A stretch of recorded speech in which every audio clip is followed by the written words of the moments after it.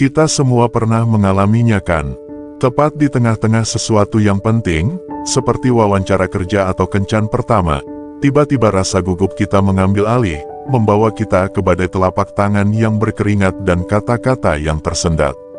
Rasanya seperti kita hanya penumpang di tubuh kita sendiri, sepenuhnya berada di bawah kendali jantung yang berdebar kencang dan pikiran yang kacau. Tapi bagaimana jika saya katakan bahwa beberapa pemikir terbijak dalam sejarah, para Stoik, telah menguasai seni untuk tetap tenang di bawah tekanan jauh sebelum istilah kecemasan masuk ke dalam kosakata harian kita. Hari ini kita akan menyelami dunia mereka untuk mengungkap rahasia yang bukan hanya tentang bertahan dari tekanan hidup, tetapi juga berkembang melaluinya. Jadi, jika Anda pernah merasa kewalahan oleh emosi atau reaksi Anda, tetaplah di sini. Wawasan ini adalah pengubah permainan. Kita akan melakukan perjalanan kembali ke masa lalu untuk mempelajari bagaimana Anda bisa memanfaatkan strategi Stoik kuno agar tetap menjadi penguasa emosi dan tindakan Anda, apapun yang dilemparkan oleh hidup kepada Anda.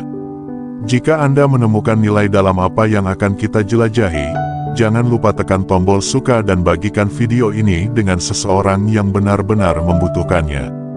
Ayo mulai. Kebiasaan 1, memahami emosi. Bayangkan emosi Anda seperti seorang teman yang berniat baik, tetapi tidak selalu tahu kapan harus mundur.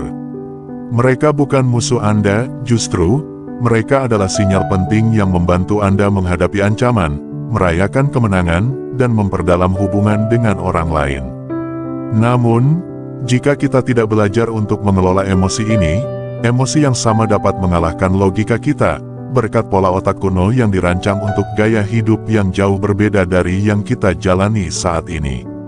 Pikirkan seperti ini, ketika emosi menyala, itu seperti lonceng alarm yang berbunyi di otak Anda, suara keras dan mendesak yang tidak peduli apakah Anda sedang berada di tengah-tengah sesuatu yang penting.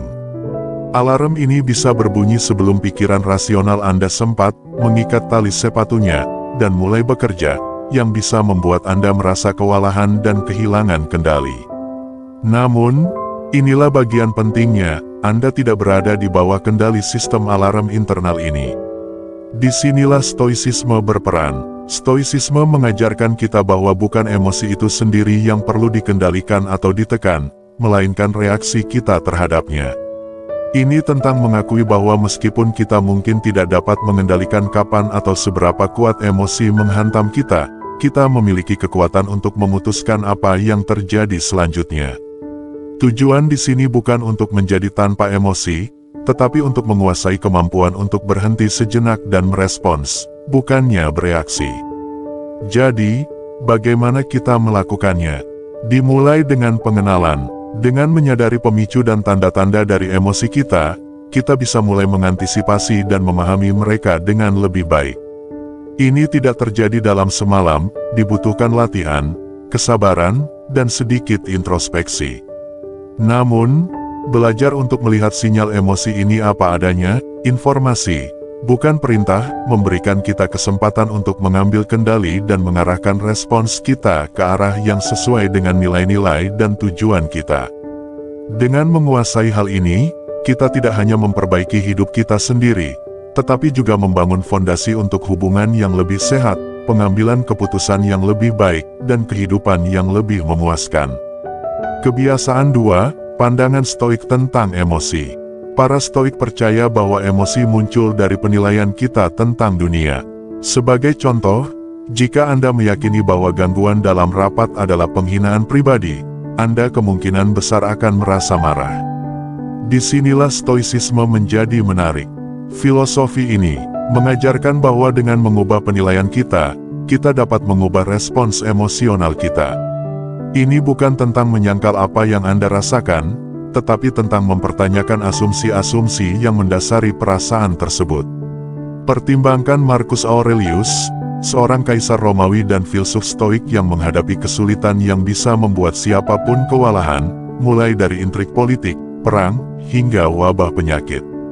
Dia terkenal berkata, Anda memiliki kekuasaan atas pikiran Anda, bukan atas peristiwa eksternal. Sadari hal ini, dan Anda akan menemukan kekuatan. Apa yang dia maksud adalah bahwa peristiwa eksternal tidak harus menentukan keadaan internal kita. Kita bisa memilih bagaimana kita merespons, dan dalam respons kita terletak pertumbuhan dan kebebasan. Stoik lainnya, Epictetus, menekankan bahwa bukan apa yang terjadi pada kita yang menentukan reaksi emosional kita, melainkan bagaimana kita menginterpretasikan apa yang terjadi pada kita. Bukan hal-hal yang membuat kita kesal, katanya, tetapi penilaian kita tentang hal-hal tersebut. Ini adalah pergeseran perspektif yang kuat karena memberikan kendali kembali ke tangan kita sendiri. Meskipun kita mungkin tidak bisa mengendalikan kilatan pertama emosi, reaksi spontan yang muncul dari dalam, kita bisa mengendalikan apa yang terjadi selanjutnya. Kita bisa berhenti sejenak, merenung, dan memutuskan untuk tidak mengikuti emosi negatif yang didasarkan pada asumsi yang salah. Yang benar-benar membebaskan dari pendekatan stoik adalah penerapannya yang praktis. Ini bukan hanya teori, ini adalah praktik harian. Para stoik menggunakan teknik seperti premeditasi kesulitan masa depan yang dikenal sebagai premeditatio malorum untuk mengurangi dampak kejutan emosional. Dengan merenungkan kemungkinan hasil yang negatif, mereka mempersiapkan diri untuk menghadapi tantangan dengan pikiran yang seimbang. Latihan ini bukan tentang pesimisme, melainkan tentang membekali diri dengan kekuatan mental agar tetap tenang dalam situasi apapun.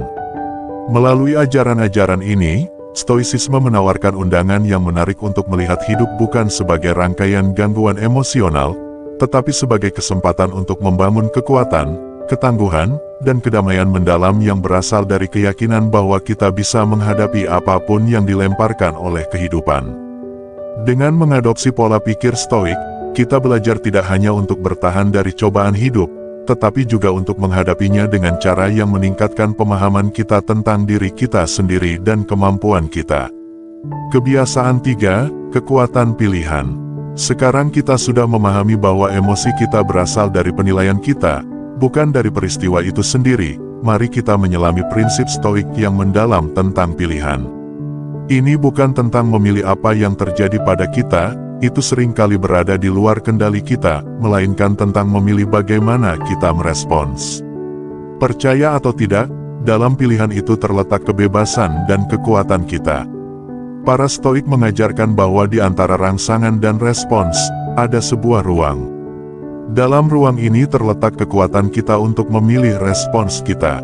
Gagasan ini sangat memberdayakan, karena artinya tidak peduli apapun yang dilemparkan oleh hidup kepada kita, kita memiliki kata terakhir tentang bagaimana kita merespons. Entah itu komentar kasar, kemunduran finansial, atau kehilangan pribadi, respons emosional kita adalah pilihan kita. Pikirkan seperti ini, hidup seperti tarian yang kompleks, di mana peristiwa datang silih berganti dengan cepat, dan emosi kita bisa bereaksi dengan cepat juga. Tetapi, seperti seorang penari yang terampil yang memutuskan langkah apa yang akan diambil di lantai dansa, kita bisa memilih bagaimana bergerak dengan menghindari atau menjauh dari impuls emosional kita. Ini tidak berarti mengabaikan perasaan kita, melainkan mengakui mereka dan memutuskan tindakan terbaik yang sesuai dengan nilai dan tujuan jangka panjang kita. Kunci untuk membuat ini praktis adalah mengembangkan apa yang disebut para stoik sebagai prosochi atau perhatian penuh. Ini tentang sadar dalam momen saat ini, mengenali pemicu emosional kita saat mereka muncul, dan secara sadar memutuskan bagaimana kita akan merespons. Dengan melatih mindfulness, kita bisa memperluas ruang antara rangsangan dan respons, memberi kita waktu untuk memilih tindakan dengan bijaksana. Kekuatan pilihan inilah yang memungkinkan filsuf stoik seperti Seneca tetap tenang di saat-saat stres ekstrim. Seneca menyarankan agar kita memikirkan skenario terburuk dalam pikiran kita, bukan untuk terus memikirkannya, tetapi untuk mengurangi intensitas reaksi kita ketika menghadapi tantangan nyata. Dengan melakukan ini, kita menjadi kurang reaktif dan lebih responsif. Selain itu, merangkul pendekatan stoik ini membantu kita membangun ketahanan. Ketahanan tidak datang dari menghindari tantangan, tetapi dari menghadapinya dengan kejernihan dan keteguhan. Setiap kali kita memilih respons yang menjaga kita tetap sesuai dengan tujuan kita, kita memperkuat kemampuan kita untuk menghadapi tantangan di masa depan dengan lebih efektif. Kebiasaan 4, teknik untuk bertindak di atas emosi. Saat kita menyelami lebih dalam praktik stoik, menjadi jelas bahwa mengetahui Anda memiliki pilihan saja tidak cukup. Anda membutuhkan strategi yang efektif untuk menggunakan pilihan tersebut dengan bijak. Berikut adalah beberapa teknik yang telah teruji waktu, diambil dari kebijaksanaan stoik, yang dapat membantu Anda memilih tindakan di atas emosi, mengubah potensi kekacauan menjadi kemenangan. Salah satu teknik penting melibatkan tindakan sederhana namun kuat, yaitu berhenti sejenak ketika emosi mulai memuncak. Bayangkan Anda sedang dalam diskusi panas. Alih-alih langsung bereaksi, beri diri Anda waktu sejenak. Jeda ini menjadi penyangga, memberi pikiran rasional Anda waktu untuk bangun dan memproses situasi. Selama jeda singkat ini, Anda dapat menilai emosi tersebut, apakah itu kemarahan, frustrasi, atau ketakutan. Mengakui apa yang Anda rasakan dapat mengurangi kekuatan emosinya, memungkinkan Anda merespons daripada bereaksi. Strategi stoik lainnya adalah merubah cara Anda berpikir tentang situasi. Reframing kognitif ini melibatkan pengalihan perspektif Anda untuk melihat peristiwa secara berbeda. Jika seseorang memotong jalur Anda di jalan, alih-alih marah dan menganggapnya berniat buruk, Anda bisa mempertimbangkan penjelasan lain, mungkin mereka sedang terburu-buru menuju keadaan darurat. Mengubah narasi Anda tentang peristiwa tersebut dapat mengubah respons emosional Anda, membantu Anda tetap tenang, dan mungkin bahkan berempati dengan orang lain. Pengambilan keputusan berdasarkan nilai juga merupakan prinsip penting dalam praktik stoik. Di sini, Anda membuat keputusan berdasarkan nilai-nilai inti Anda, bukan emosi yang sesaat. Tanyakan pada diri Anda, apakah marah sesuai dengan nilai-nilai saya? Apa yang akan dilakukan versi terbaik dari diri saya dalam situasi ini? Dengan menyelaraskan tindakan Anda dengan nilai-nilai Anda memastikan bahwa respons Anda berkontribusi pada diri yang Anda cita-citakan, bukan sekadar keadaan emosional yang sementara. Penerimaan emosi juga sangat penting. Ini bukan berarti menyerah pada perasaan buruk, melainkan menerima bahwa Anda merasakan sesuatu tanpa penghakiman atau reaksi langsung. Penerimaan memungkinkan Anda untuk lebih memahami emosi Anda dan mengelolanya secara proaktif. Ini seperti mengamati awan yang lewat di langit, perhatikan mereka, tetapi jangan terbawa oleh badai. Setiap teknik ini tidak hanya tentang menangani momen emosional tertentu, mereka adalah tentang membangun kehidupan di mana Anda secara konsisten memilih tindakan yang mencerminkan keputusan yang rasional dan masuk akal. Dengan melatih teknik-teknik ini secara teratur, mereka bisa menjadi kebiasaan, secara fundamental mengubah cara Anda berinteraksi dengan emosi dan dunia di sekitar Anda. Saat Anda mengintegrasikan praktik-praktik ini ke dalam kehidupan sehari-hari, Anda akan menemukan bahwa respons emosional Anda tidak hanya menjadi lebih seimbang, tetapi juga rasa kesejahteraan Anda secara keseluruhan meningkat, memungkinkan Anda menjalani hidup lebih selaras dengan prinsip-prinsip stoik Anda. Kebiasaan 5, manfaat memilih tindakan di atas emosi. Ketika kita memilih tindakan kita dengan sadar, menyelaraskannya dengan pemikiran rasional daripada emosi yang sesaat, kita membangun stabilitas batin yang terlihat oleh orang-orang di sekitar kita. Stabilitas ini membuat kita lebih dapat diandalkan dan dipercaya dalam hubungan pribadi. Hal ini bisa memperdalam ikatan, karena orang-orang terkasih melihat kita sebagai pilar kekuatan yang mampu mendukung mereka secara emosional, daripada bereaksi impulsif terhadap situasi yang penuh tekanan. Ini berarti bahwa dalam saat konflik atau ketegangan, alih-alih memperburuk situasi dengan reaksi emosional, kita berkontribusi untuk menyelesaikannya, meningkatkan kualitas dan kedalaman hubungan kita. Secara profesional, kemampuan untuk tetap tenang dan terkendali di bawah tekanan sangat berharga di tempat kerja. Emosi bisa berkobar, tetapi kemampuan untuk mempertahankan ketenangan membedakan para pemimpin. Ini bukan tentang menekan emosi, melainkan mengelola respons dengan cara yang dipertimbangkan dan konstruktif. Keputusan yang dibuat dalam keadaan ini biasanya lebih strategis dan bijaksana, menghasilkan hasil yang lebih baik dan menunjukkan tingkat kepemimpinan yang dihormati dan sering ditiru. Lebih jauh lagi, memilih tindakan di atas emosi mengarah pada ketangguhan pribadi dan kekuatan mental. Para Stoik percaya bahwa ujian terbesar kita adalah kesempatan untuk tumbuh. Dengan menghadapi tantangan dengan sikap tenang dan terkendali, kita melatih diri kita untuk menghadapi stres di masa depan dengan lebih mudah. Ketangguhan ini secara dramatis dapat meningkatkan kesejahteraan kita secara keseluruhan, mengurangi perasaan cemas dan depresi, serta meningkatkan kepuasan hidup kita. Pada dasarnya, kita tidak hanya bereaksi terhadap tantangan hidup, tetapi juga secara aktif membentuk perjalanan kita melalui tantangan tersebut. Manfaat signifikan lainnya adalah pengembangan kesadaran diri dan pengendalian diri. Keterampilan ini memungkinkan kita untuk memahami pemicu emosional kita dan mengelolanya dengan efektif. Kesadaran ini kemudian meluas keluar diri kita, meningkatkan empati dan pemahaman kita terhadap emosi orang lain. Dengan persepsi yang ditingkatkan ini, kita dapat menavigasi interaksi sosial dengan lebih terampil, menyesuaikan respons kita untuk menyesuaikan dengan situasi dan kepribadian yang berbeda.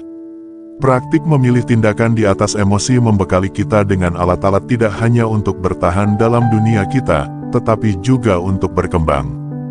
Dengan mewujudkan prinsip-prinsip Stoik, kita tidak hanya menjalani hidup, tetapi juga tumbuh melalui hidup, terus meningkatkan diri kita dan secara positif memengaruhi orang-orang di sekitar kita.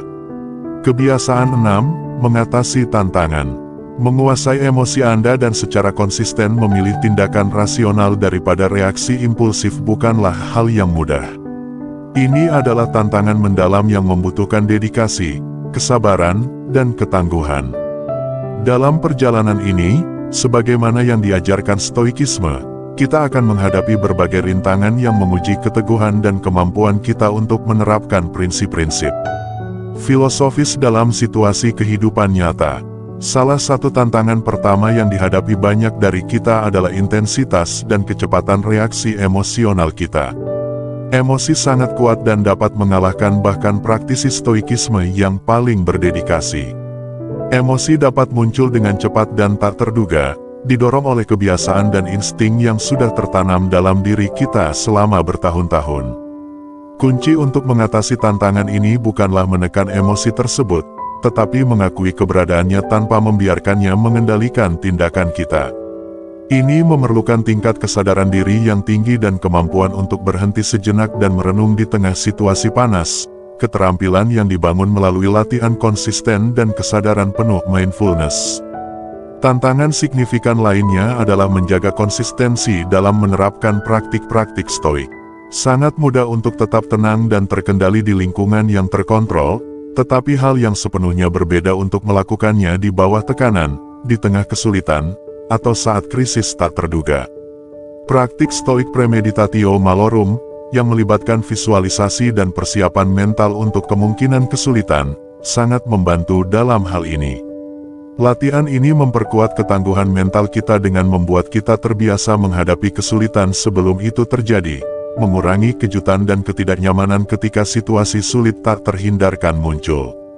Selain itu, ada tantangan dari skeptisisme, baik internal maupun eksternal. Di dalam diri, Anda mungkin meragukan apakah prinsip-prinsip Stoik benar-benar dapat membuat perbedaan dalam menghadapi masalah dunia nyata. Di luar diri, rekan-rekan atau norma masyarakat mungkin mempertanyakan atau meremehkan pentingnya pengendalian emosi, melihatnya sebagai hal yang tidak perlu atau terlalu filosofis. Mengatasi skeptisisme ini melibatkan menunjukkan manfaat praktis dari praktik-praktik Stoik, tidak hanya melalui kata-kata, tetapi juga melalui tindakan. Ketika kita mewujudkan sifat tenang, rasional, dan tangguh yang dipromosikan oleh Stoikisme, efektivitas praktik-praktik ini menjadi jelas, tidak hanya bagi diri kita sendiri tetapi juga bagi orang lain. Terakhir, mengintegrasikan praktik-praktik Stoik ke dalam kehidupan sehari-hari menimbulkan tantangan tersendiri. Dunia modern bergerak cepat dan sering menekankan reaksi cepat serta ekspresi emosional. Untuk mengatasinya, menyediakan waktu setiap hari untuk refleksi, seperti menulis jurnal atau praktik meditasi, dapat menghubungkan kita dengan prinsip-prinsip Stoik. Komitmen harian ini mengubah konsep abstrak menjadi tindakan nyata, secara bertahap menyatukan stoikisme ke dalam kehidupan sehari-hari kita. Mengatasi tantangan-tantangan ini membutuhkan komitmen yang kuat untuk perbaikan diri dan pemahaman mendalam tentang filosofi stoik. Ini tentang menerima prosesnya, mengetahui bahwa setiap rintangan adalah kesempatan untuk melatih dan memperkuat kebajikan stoik kita. Dengan secara teguh menerapkan prinsip-prinsip ini, kita tidak hanya mengatasi tantangan tetapi juga tumbuh lebih kuat dan lebih mampu di setiap langkah maju. Kebiasaan 7, aplikasi dalam kehidupan nyata. Pertimbangkan skenario yang umum di tempat kerja. Anda telah mencurahkan hati untuk sebuah proyek, tetapi saat presentasi, seorang rekan kerja menyela dengan kritik yang terasa tidak adil. Dorongan awal mungkin adalah membela pekerjaan Anda dengan agresif, membiarkan rasa kesal atau marah menentukan respons Anda. Namun, dengan menerapkan prinsip-prinsip stoik, Anda bisa meluangkan waktu untuk berhenti sejenak, mengakui respons emosional awal Anda tanpa bertindak atasnya. Alih-alih membalas dengan kasar, Anda mungkin memilih untuk menghadapi kritik tersebut dengan tenang, meminta umpan balik spesifik yang dapat meningkatkan proyek. Pendekatan ini tidak hanya mempertahankan hubungan profesional tetapi juga meningkatkan reputasi Anda sebagai seseorang yang tenang dan terbuka terhadap masukan, bahkan di bawah tekanan. Sekarang bayangkan situasi pribadi seperti konflik dengan pasangan atau anggota keluarga. Emosi dapat dengan cepat meningkat di lingkungan yang akrab, mengubah kesalahpahaman kecil menjadi konflik besar. Pendekatan stoik akan melibatkan pengenalan pemicu emosional saat mereka muncul dan secara sadar memilih untuk merespons dengan pemahaman daripada reaksi berlebihan. Ini mungkin berarti meluangkan waktu untuk mendengarkan kekhawatiran orang lain secara aktif tanpa langsung bereaksi atau mencoba menyelesaikan masalah. Respons semacam ini mendorong dialog dan pemahaman, membantu menyelesaikan konflik dengan cara yang memperkuat hubungan daripada melemahkannya. Dalam aspek pengembangan pribadi lainnya, pertimbangkan tantangan disiplin diri seperti mempertahankan rutinitas kebugaran atau diet. Sangat mudah untuk menyerah pada dorongan sesaat, melewatkan olahraga karena merasa lelah atau memanjakan diri dengan camilan yang tidak sehat. Stoikisme mengajarkan kita untuk fokus pada tujuan dan nilai jangka panjang kita daripada kenyamanan sesaat. Dengan menerapkan disiplin stoik, Anda dapat mengingatkan diri sendiri tentang alasan di balik pilihan Anda, memperkuat kemauan Anda untuk bertindak sesuai dengan kebaikan yang lebih besar daripada keinginan sesaat. Lebih jauh lagi, stoikisme dapat berdampak mendalam pada ketahanan dan kesehatan mental kita secara keseluruhan dalam masa krisis atau kesedihan, seperti selama kemunduran finansial atau kehilangan orang yang dicintai.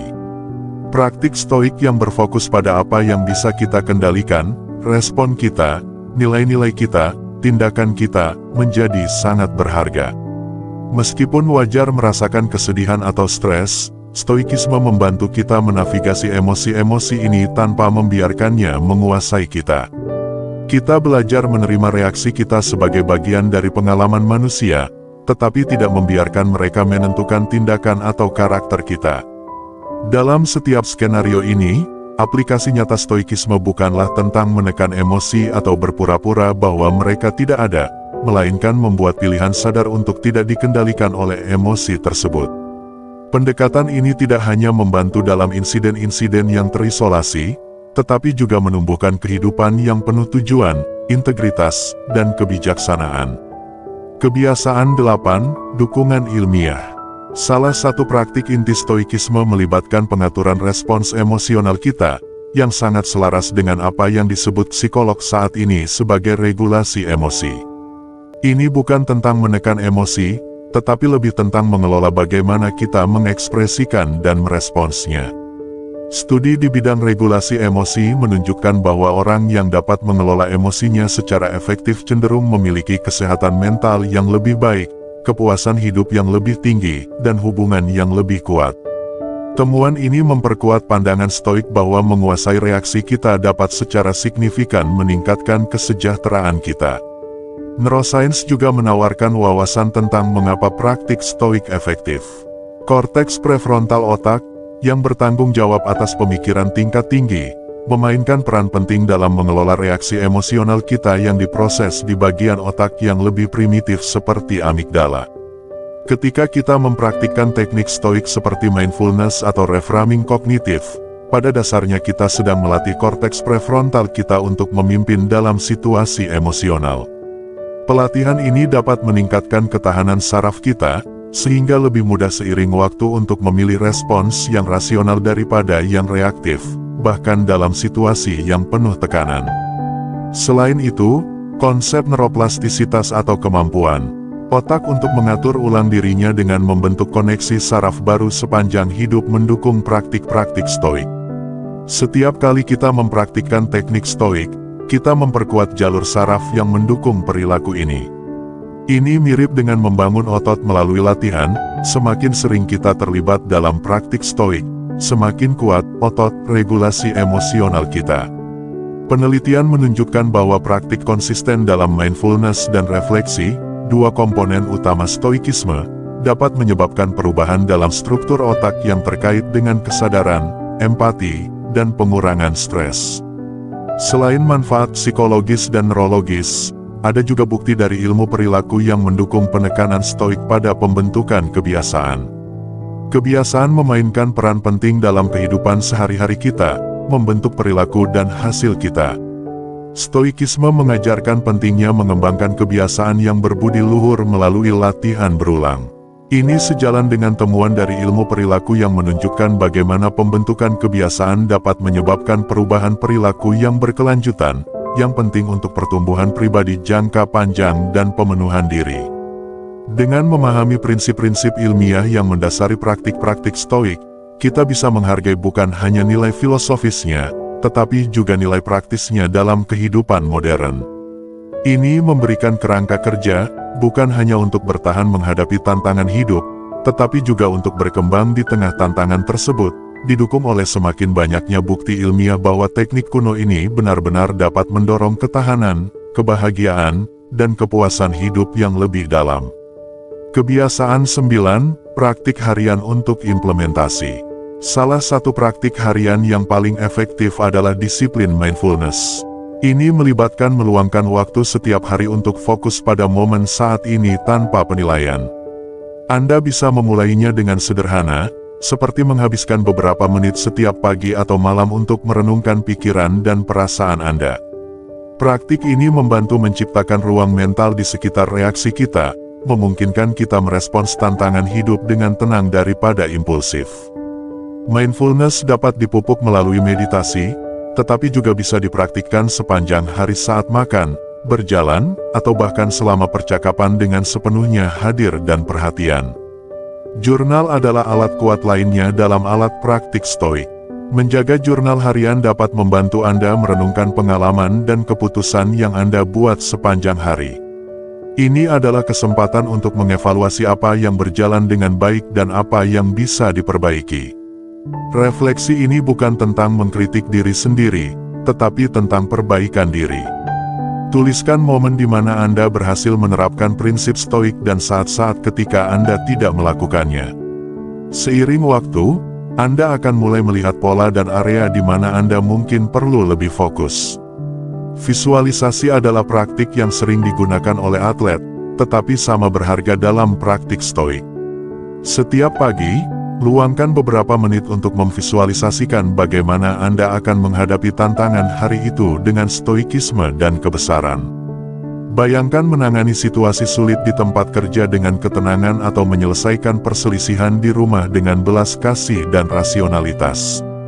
Dengan secara mental mengulang skenario ini, Anda mempersiapkan diri untuk bertindak sesuai dengan nilai-nilai Anda ketika situasi yang sebenarnya muncul. Praktik harian lainnya adalah menetapkan niat yang jelas untuk hari itu. Kebajikan stoik mana yang ingin Anda wujudkan hari ini? Apakah itu keberanian, keadilan, pengendalian diri, atau kebijaksanaan? Pilih fokus Anda dan ingatkan diri Anda tentangnya sepanjang hari. Penetapan niat ini dapat membantu memandu keputusan dan interaksi Anda, sehingga lebih mudah untuk hidup sesuai dengan ideal stoik Anda. Akhirnya, penting untuk mempraktikkan rasa syukur. Stoikisme meyakini bahwa untuk bahagia, kita harus menghargai apa yang kita miliki, bukan meratapi apa yang tidak kita miliki. Di akhir setiap hari, renungkan 3 hal yang Anda syukuri. Ini bisa sesederhana makanan hangat, percakapan dengan teman, atau sesuatu yang Anda capai di tempat kerja. Praktik ini tidak hanya mengalihkan fokus Anda dari apa yang salah ke apa yang benar, tetapi juga menumbuhkan rasa kepuasan dan kesejahteraan secara umum. Praktik-praktik ini bukan hanya latihan, mereka adalah proses transformasi yang, ketika diintegrasikan ke dalam kehidupan sehari-hari, membentuk individu yang lebih tangguh, berpikir, dan seimbang. Mereka mengakar ideal-ideal tinggi stoikisme dalam realitas pengalaman sehari-hari, memungkinkan kita untuk hidup lebih penuh dan bereaksi lebih bijaksana, tidak peduli apapun yang dihadapkan hidup kepada kita. Kebiasaan 10, praktik 10 kebiasaan stoik harian. Mulailah dengan pelatihan mindfulness. Sangat penting untuk mengembangkan praktik di mana Anda secara sadar fokus pada momen saat ini. Ini bisa dilakukan melalui meditasi, di mana Anda mulai dengan menghabiskan hanya 5 menit setiap pagi untuk duduk dalam keheningan, fokus pada napas, dan mengamati pikiran Anda tanpa keterikatan. Seiring waktu, Anda mungkin meningkatkan durasinya menjadi 20 menit atau lebih. Praktik ini meningkatkan kemampuan Anda untuk tetap hadir selama aktivitas sehari-hari dan mengurangi reaktivitas terhadap stres eksternal. Selanjutnya adalah mencatat emosi. Ini melibatkan menjaga catatan harian tentang emosi kuat yang Anda alami, situasi yang memicu emosi tersebut, dan bagaimana Anda memilih untuk merespons. Dengan mendokumentasikan kejadian-kejadian ini, Anda memperoleh wawasan tentang pola dan pemicu emosi Anda, memungkinkan Anda mengembangkan strategi untuk mengelolanya dengan lebih efektif. Kemudian ada praktik secara sengaja mengekspos diri pada ketidaknyamanan. Ini bisa berupa mandi air dingin, berpuasa, atau melakukan latihan fisik yang ketat. Tujuannya adalah untuk memperkuat ketahanan dan keberanian Anda, mengajarkan bahwa Anda dapat bertahan dan tetap tenang bahkan dalam situasi yang tidak nyaman. Kebiasaan ini melatih Anda untuk bertindak meskipun merasakan perasaan, selaras dengan nilai stoik bahwa kondisi eksternal tidak seharusnya mengganggu ketenangan batin kita. Visualisasi juga memainkan peran penting. Luangkan beberapa menit setiap hari membayangkan diri Anda menghadapi dan mengatasi tantangan harian dengan tenang dan sesuai dengan prinsip stoik Anda. Latihan mental ini mempersiapkan pikiran Anda untuk bertindak sesuai dengan visualisasi Anda saat tantangan sebenarnya muncul, memperkuat perilaku yang Anda inginkan. Praktik stoik yang penting adalah menetapkan niat harian atau katalis, yaitu tindakan berdampak tunggal yang selaras dengan nilai-nilai Anda dan membawa Anda lebih dekat ke tujuan. Ini bisa sesederhana memutuskan untuk menjadi sangat murah hati dengan waktu atau kesabaran Anda pada hari itu. Dengan mengidentifikasi dan bertindak berdasarkan katalis ini, Anda menciptakan efek riak tindakan positif sepanjang hari. Mengintegrasikan keputusan kecil adalah kebiasaan kunci lainnya. Sepanjang hari, sadari pilihan kecil yang Anda buat, dari apa yang Anda makan hingga bagaimana Anda merespons email. Pilihan ini mungkin tampak tidak signifikan, tetapi mereka terakumulasi dan membentuk karakter serta takdir kita. Dengan membuat keputusan ini secara sengaja, Anda memperkuat otot pengambilan keputusan Anda, memastikan bahwa tindakan Anda secara konsisten mencerminkan nilai-nilai dan tujuan Anda. Mengakhiri hari Anda dengan ungkapan rasa syukur dapat mengalihkan fokus Anda dari apa yang salah menjadi apa yang benar. Nyatakan secara tegas 3 hal yang Anda syukuri setiap hari. Praktik ini tidak hanya tentang merasa baik, tetapi tentang melatih ulang pikiran Anda untuk mengenali dan menghargai hal-hal positif, menumbuhkan sikap kepuasan dan ketahanan secara umum.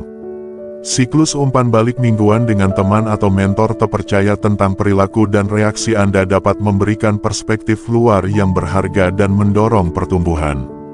Latihan ini membutuhkan kerendahan hati dan keterbukaan, tetapi sangat penting untuk membantu Anda melihat titik buta dalam karakter Anda yang mungkin tidak Anda sadari. Menerapkan pembagian antara emosi dan tindakan berarti mengambil momen untuk mengidentifikasi keadaan emosional Anda sebelum memutuskan tindakan. Setiap kali Anda merasakan emosi yang kuat, berhenti sejenak, sebutkan emosinya, dan kemudian pilih respons yang rasional, daripada langsung bertindak berdasarkan emosi tersebut. Kebiasaan ini membantu memutuskan tautan otomatis antara perasaan dan reaksi, memungkinkan tindakan yang lebih dipertimbangkan dan efektif.